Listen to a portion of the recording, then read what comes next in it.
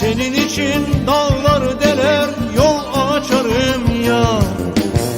Senin için denizleri kuruturum yar.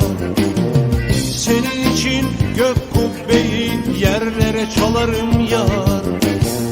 Canım iste canım bile sana kurban yar. Dağlar taşlar uçan kuşlar senin olsun yar. Deniz derya gökler hep yerinde dursun yar. Gönlüm senden bir şey ister nasıl desem yar. Allah beni bulla beni al koynuna yar. Saçlarına yıldızlardan taç yapayım yar.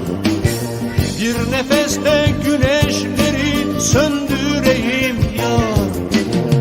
Çıra gibi uğrunda ben yanayım yar.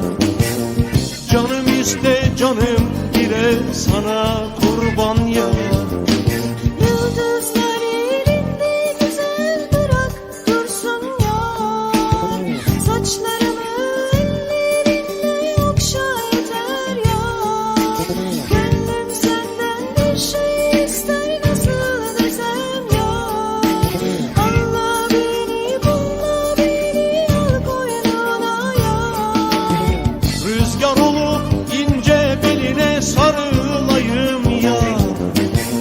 Çimen olup ayağına serileyim yar.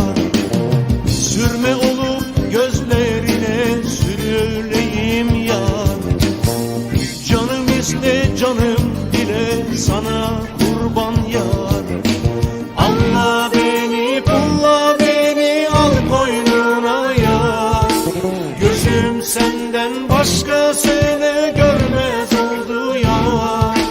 Gönlüm senden bir şey ister nasıl desem